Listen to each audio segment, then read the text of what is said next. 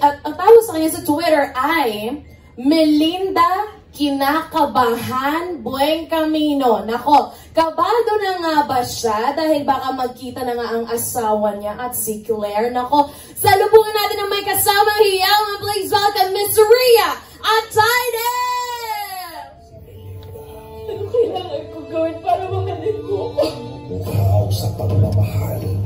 Hirap makipagkompetensya sa patay. Gagawin ang lahat. Makuha lang ang puso ni Lucas. For you, I can leave anything and anyone. Hanggang saan niya ilalaban ang kanyang pagmamahal kung buhay ang kanyang karibal. How dare you disrespect me, Lucas? How dare you! Nag-aapoy na damdamin. Once again, let's give it up for Miss Rhea Atayde! Hello! Isang nag-aapoy na hapon sa inyo lahat. Hello, hello. Okay. Magandang hapon, Mars! Nako, eto na nga, ayan. Hindi na sila nakapalakpak. Okay lang yan, guys. I can hear the clicks. It means you guys are clapping. Uy, may tanong ako kay Melinda Mars. Yes, Mars. Di naman sa pinag-overthink kita, no? Pero gaano ka kinakabahan dahil baka magkita na si Lucas at saka si Claire? Ayun na nga. Yun ang pinaka-ayaw nating mangyari, di ba? Ano Eto bang, na. ano bang mga ginagawang preparasyon? May mga... For the praning. For the As a praning. praning, pero rightfully so naman. So, abangan nyo na lang yun. Okay. Marami pang mga revelasyon tayo, mapipisil kay Merlinda maya-maya. Pero thank you so much, Rhea. Eto naman, tawagin natin ang susunod nating makakasama. Lagi daw siyang galit na galit kay Philip Salazar. Pero, paano pag nagkita na sila ni Claire? Mga kapamilya, please welcome Lucas Buen Camino, also known Tony Labrusca. Si Lucas, Kung nandito si Olivia, mas malakas ako. nasa puso ang galit at pangungulila. Can't do this without you. Show me again. But I asked for you to love me back. Mas titindi kaya ang paghiganti kapag nalaman niyang buhay pa ang unang asawa. Hello, Lucas Buen Camino. Kaya, hindi ko titigilan si Philip Salazar. Mas matinding hirap ang ipaparanas ko sa'yo. Nag-aapoy na damdamin. Once again, let's give it up for Tony Labrusca. Hello. Ayan, magandang hapon. Yes! Ayan. Uy, thank you so much sa pag-welcome sa bahay nyo. Maraming Salamat naman sa pagbisita sa amin. Welcome to our humble home. Thank you. Yes. May tanong ako sa'yo. Hindi naman sa pinag-overthink kita, pero ano bang nararamdaman mo na malapit ng... ano mo yun, medyo gaano ka naguguluhan? Kasi di ba, litong-lito ka na kung si Claire ba at si Olivia ay iisa? Si Lucas, hindi siya nalilito. Ang feeling niya, si Claire ay si Olivia. At asawa ko si Claire dahil si Olivia nga siya. Nakakatulog pa ba siya gabi-gabi? Kasi syempre nag-overthink siya ng malala eh. Saktuhan lang. Gamay. Gamay-gamay lang ba siya? Okay, thank you so much. O, eto na nga. Thank you. Eto na nga, buong linggo din niya tayong pinaiyak dahil nakuha niya na nga, or nakuha na ng mga Buen Camino ang ospital.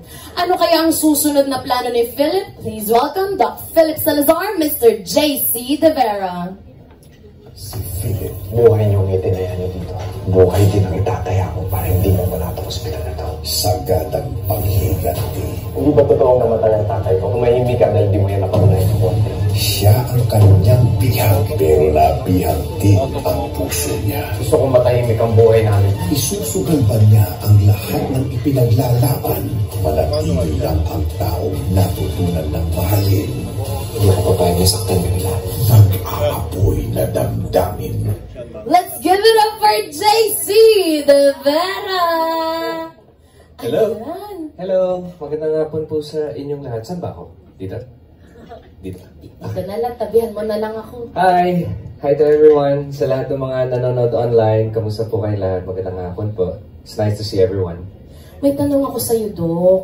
Eto na nga, kasi di ba syempre, ginugulat mo kami sa mga revelations, sa mga alaala ng everyday. Pero sa kabila nun, Ito, hindi pala yun nandun sa script. Ibahin ko lang saglit lang. Teka lang, nawawala ako. Nasaan na ba yun? Teka lang ha. Ito na, nabasa ko na. Pasensya na, malabo ang mata. O eto, ano naman yung susunod mong plano sa mga Buen Camino? At ayun nga, di ba, si Olivia nga yung unti-unti nang may naaalala. Ang susunod na plano talaga ni Philip ay bawiin yung ospital na kinuha ng mga Buen Camino. At hanapin kung ano ba talaga ang totoong nangyari sa tatay ko. Kung pinatay ba siya talaga o nag-suicide siya. So, yun yung mga agenda ni Philip. Tapos, right now, yung character ni Philip, nagluluksa talaga. Kasi nawala na sa kanila yung hospital eh. Tapos parang sunod-sunod na yung mga dagok niya sa buhay. Kaya right now, yun yung state ng emotion ni Philip. So, nawala siya dun sa paghihigante na part. Ngayon, searching siya for truth. Sabi kay Doc Philip, mahigpit na yakap. Mahigpit na yakap ka. Mapakisabi kay Doc. Thank you. Eto na nga. Up next, ayan, di ba, syempre, eto na. At ang pinaka-aabangan ng lahat na kung ginugulat niya tayo sa mga revelations ng alaala niya everyday. Kilala ba niya talagang asawa niya? Mga kapamilya, kapatid, please welcome bilang Olivia and Claire, Miss Jane Oineza. Murado ang alaala. Kahit gaano kabait ng isang tao, nagdududa ka pa rin kasama mo ako sa laban na ito. Kung nandito si Olivia, mas malakas ako. May mga panaginip ako isang babae na nagmamalapitan siya. Sa pagharap niya sa katotohanan, Unti-unti nang bumabalik yung mga memories ko. sino ang kanyang mas mamahalin? Ang nakaraan o ang kasalukuyan? Mas kailangan niya ako ngayon. Nag-aapoy na damdamin. Let's give it up for Jane Oineza!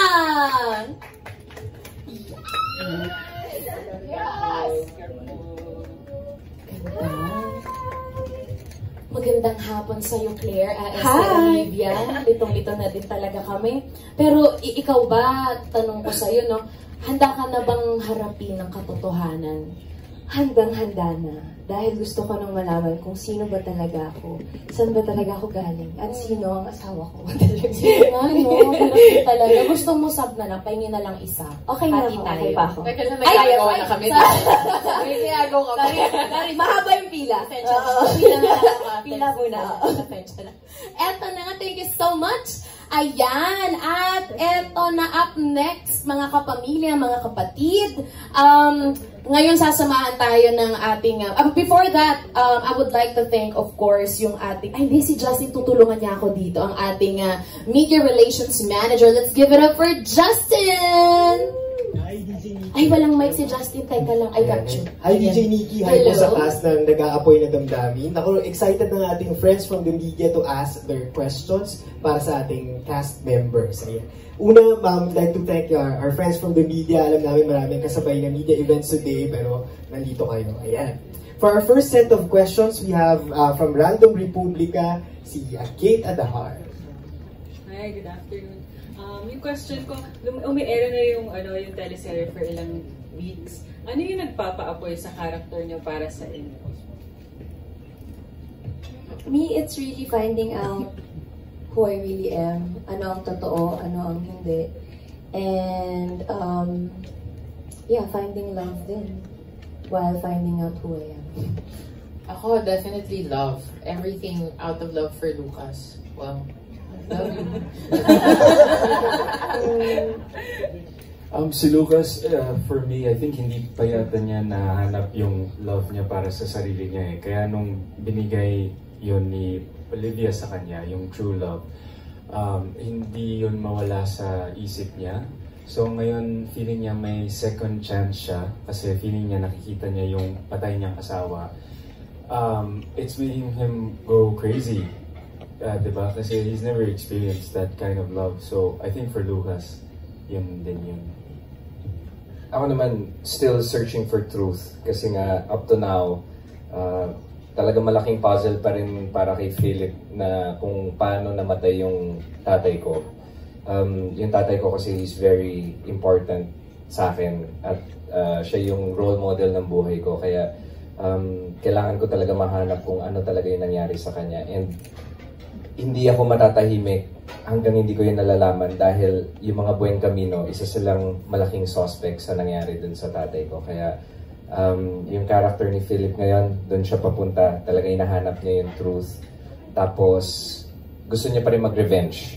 Kasi yung pangarap na itinayo ng tatay ko na dream hospital niya, kinuha na sa amin ng mga Buen Camino. Kaya kung makikita nyo sa everyday na mga episodes, palagi lang ako galit, palagi lang ako frustrated, at nagpatong-patong na. Ayan. Salamat. At my next question is for Lia. Kasi sa mga unang episodes, nagulat lahat dun sa daring scene mo with Antonio. Ano yung, kumusta yung feedback sa bahay nyo at sa outside world, sa online? Kumusta rin ang pinanood mo sa...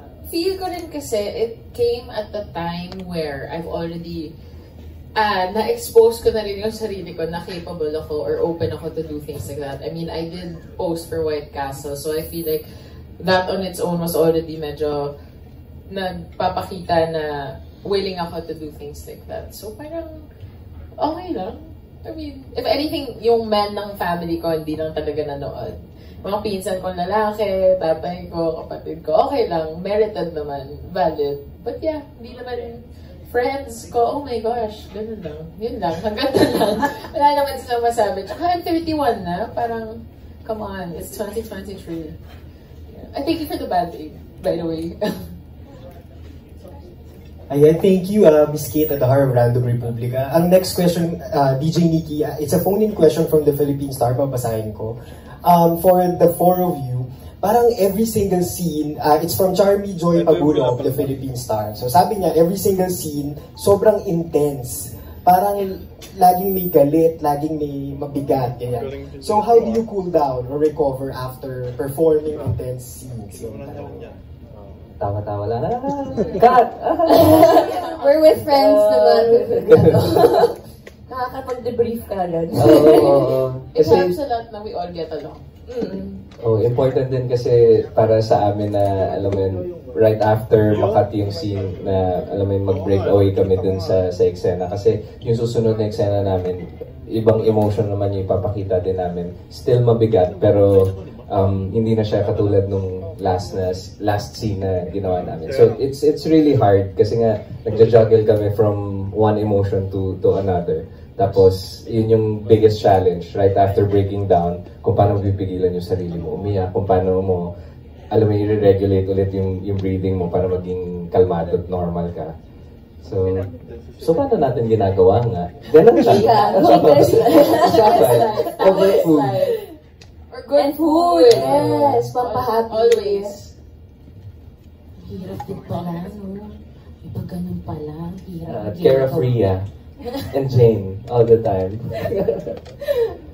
Thank you. Follow up lang to DJ Nikki kasi parang tama ba, new chapter in the story is about to unfold. So may expect ba namin puro ganun ulit? Like may marami pang mas intense scenes or mag-lay-low ba?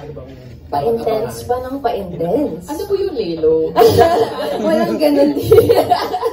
Hindi, mas marami pang ano talaga. Ito na yung tapatan talaga ng naming apat at ng ibang mga characters pa. Mas andyan na yung revenge, andyan na yung sagad na gantihan, at basta pa-intense pa ng pa-intense. Hindi pa pala sagad yung gantihan. Wala pa. Bakit pa yun? Bakit? Kalma pa yun. Thank you. Ayan, for our next set of questions, DJ Nikki and the cast, we have from the Manila feed, si Chad Roselle. Hi, congratulations. So for my first question, since kanina parang marireveal na yung kay Lucas at saka kay Olivia na parang makikita na niya yung past niya, parang gano'n. Paano nito babaguhin yung takbo ng kwento and yung mga characters ninyo? And ano yung i-expect nila for each one of you sa mga characters ninyo? Okay, let's go by character. Ayun na nga, ito nga yung pinaka-ayaw mangyari ni Melinda, o diba? So, andito na tayo. So, ngayon, Melinda will try to do whatever she can para ma-preserve yung marriage nila ni Lucas. Yun lang naman yun. So, medyo intense pa rin yun. Kasi paano? Diba? Paano ba? Saan ba ako lulugan? Si Lucas naman, may effort naman talaga siya kasi yung dating house namin keeps reminding me of Olivia. Kaya ako bumili ng bahay na to para makalimutan na siya. Thank you, Lucas. Sakto, dumating si Claire and ayaw nga ni Melinda na magkita kami pero nangyari siya. So,